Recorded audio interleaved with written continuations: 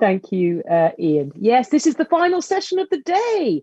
I hope you've all enjoyed it, and we're just going to use these final few minutes to reflect on what we've heard and learned. I'm joined now for those final reflections by Ben Morton Wright, founder and group CEO of Global Philanthropic, and our wonderful co-hosts, Clare Woodcraft, Executive Director for the Centre for Strategic Philanthropy at the Cambridge Judge Business School, and Professor Danny Quah, Dean of the Lee Kuan Yew School of Public Policy. Welcome to all of you. Ben, let me come to you first. Talking Philanthropy has come a long way since conception, I think 6 years ago, when you hosted the first event in your living room at home. I mean, it's grown hugely since then, and that's a real tribute to you and your team. How do you see it going forward? What's the future for Talking Philanthropy? Thanks, Kirsty. I think the real tribute is the people that spoke today, because the richness, the diversity, the time that people gave, the incredible content that we've seen today. I mean, my mind is just buzzing. So I really think it's thanks to them. I think in terms of where this could go, I mean, we never believed when we were going to talk about this that we would have such a huge online presence, that we'd have to do this out of necessity. And it's forced us to do things differently. Of course, what we would have loved to have had, and was the original idea until a few months ago, was to actually have an audience live in Cambridge of some Cambridge students, and so an audience live in NUS, our joint academic institutions. And we would have loved to have had that input, because I think the next generation is so important. So maybe for the next one, we'll actually have that live participation as well as the online. We learned a lot today, but I think the thanks is to everyone that's participated. It's been absolutely incredible, the richness of the materials that we've managed to bring together in this partnership. Well, let's get our take-home messages from today's discussion. Clare, what will you take away from today? Thanks, Kirsty. Yeah, just to reiterate Ben's comments, that thanks to all of you, for our partners and the participants. I do also think it was a hugely rich discussion.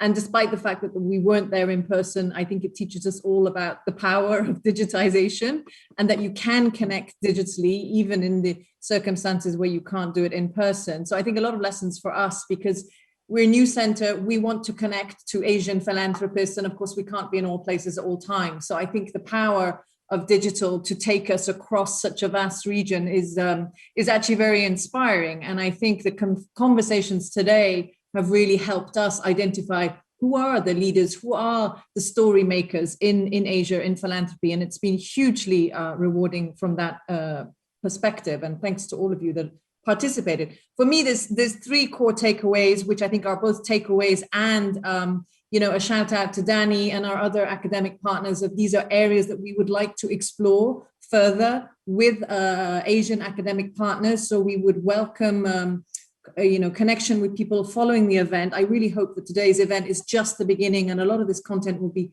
shared further. But so those three areas where I think this is based on the conversations, but also the research that was shared. First of all, governments. We are still struggling to regulate this sector. We know there is massive growth in philanthropy, not just in Asia, but beyond.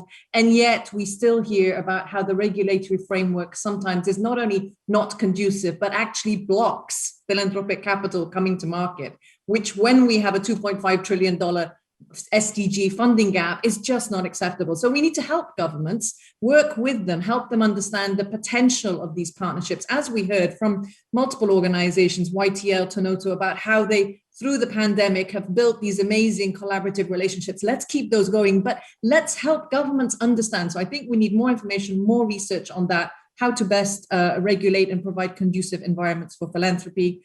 The second point is infrastructure. So we hear that more and more beyond just the programs. We often focus in philanthropy, what's the end program? But we've heard it today, and we found it in our work, that the infrastructure is so important. And as we move forward, how we help this sector become more resilient will be even more critical.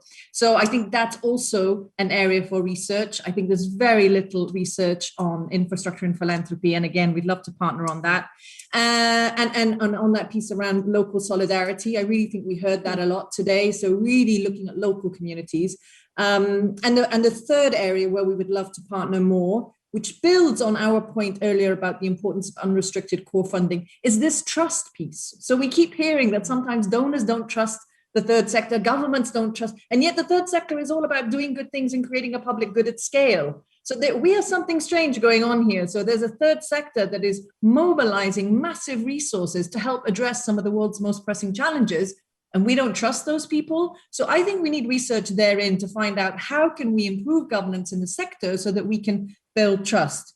And then finally, my last 2 points is, one, I think it was just so powerful to hear about these local stories. You know, you mentioned that point, Kirsty, but really getting stories about innovation, resilience, community, solidarity. It's something we have built into our executive education program, which we want to be practical and applicable for Asian practitioners. We have Tanoto Foundation case study in our first program running from the 1st to the 4th of June, but we would welcome more Asian philanthropists to do more case studies with us so we make our executive education applicable to Asia. And just a final plug for our own seminar, Shift the Power series. On the 17th of June, we're going to start a series of seminars talking to philanthropists in Asia and beyond about how we maintain this positive dynamic of a more equitable power relationship between donors and grantees. And finally, a huge thank you to everybody who's made this so successful. Thank you, Claire. And anybody listening there who wants to partner with Claire, do get in touch with the Centre for Strategic Philanthropy at Cambridge Judge Business School, because I'm sure there's lots of more interesting research that can come out of this. And let's build on the momentum for today. Danny Quah, your takeaways from today's discussion. Thank you, Kirsty.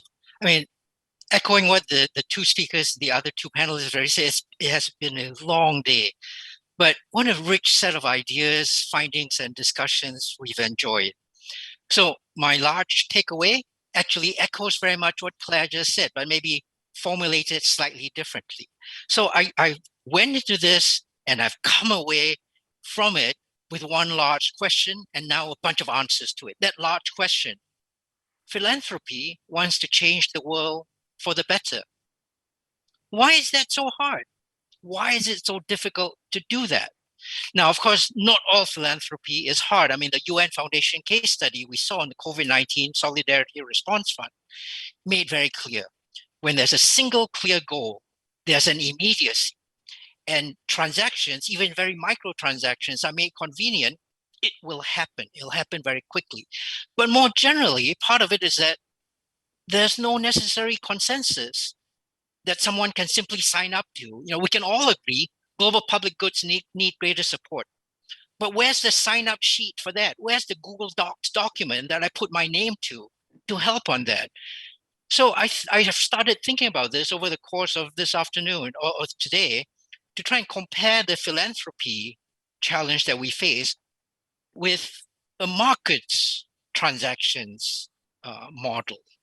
This isn't about consumption. This isn't where a philanthropist walks into a store, points to a pizza and says, I want that pizza, here's my money. It's not. It's about an investment relationship.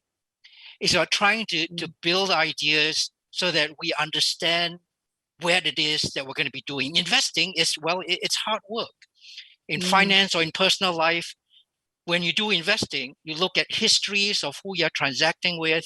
Companies spring up to provide you more information. There are risk analytics. There's all kinds of strategic consultancies.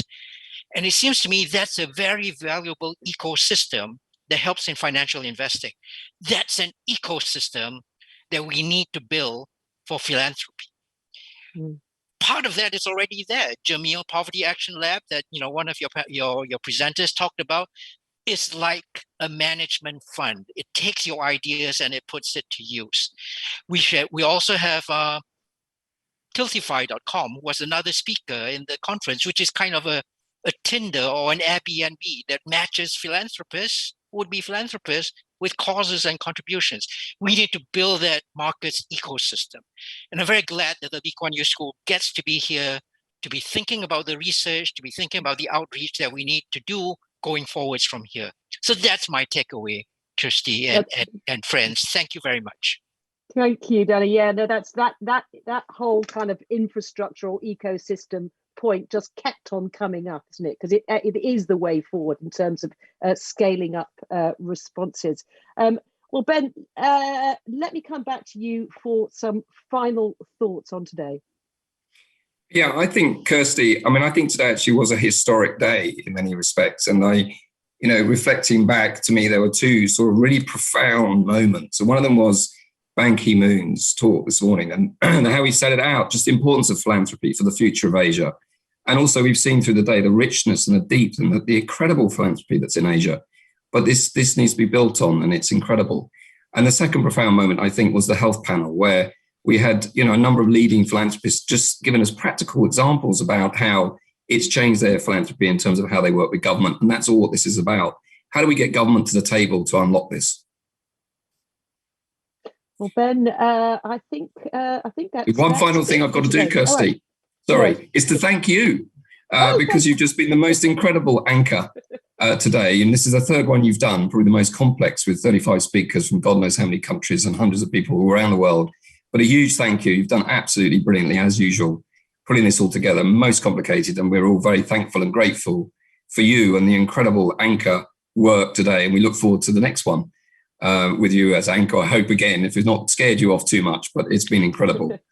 Well, it's a fascinating subject and it's an important subject. And I hope that lots of people watching will see this as a call to arms to get out there and try and build on this terrible moment in world history, but really important one and a great opportunity for philanthropy. So thank you all for joining us today. Thanks again to our event partners and our sponsor, Decision Science Agency, and Daniel Teo for allowing this event to take place, and to all our wonderful speakers for participating, and of course our partners in Cambridge and in Singapore. The conversation doesn't have to stop just because we are. Continue to share your thoughts on social media with the hashtag Talking Philanthropy, and follow Global Philanthropic and our co-hosts on LinkedIn, on Twitter, on Instagram. I'm certainly getting lots of messages on LinkedIn asking about this event, which is great. And then you can view further content. And we look forward to talking to you at the next Talking Philanthropy and welcoming everybody back. But from me, for now, goodbye.